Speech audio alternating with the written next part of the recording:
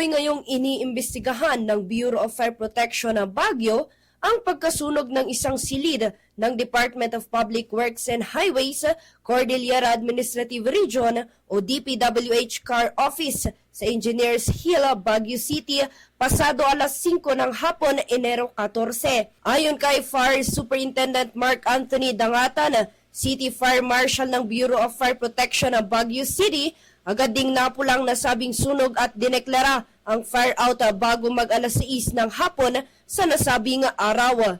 Sa inisyal na impormasyon na nakuha ng Bombo Radyo Baguio, storage room sa basement ng gusali, nangyari ang sunog kung saan isa sa mga tinitingnang pinagmulan nito ay ang mga Christmas decorations gaya ng Christmas lights. Ayon sa mga kinauukulan, empleyado rin ng DPWH Cordillera ang nagpaalam sa nangyaring sunog na ayon sa kanila ay umabot lamang sa first fire alarm level.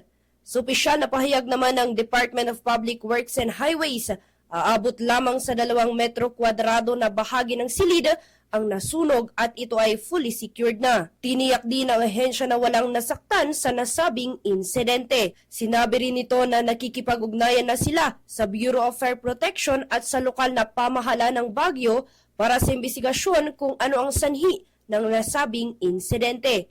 Sa kasalukuyan, binabantayan na ng mga kawani ng Baguio City Police Office ang pinangyarihan ng insidente.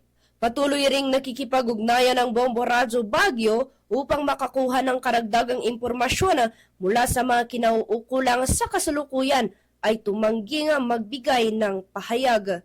Mula dito sa Baguio City, Bombo Karen Calpo Sapiraw at ito ang Bombo Radyo Philippines, the number 1 and most trusted source of news and information. Basta Radyo, Bombo!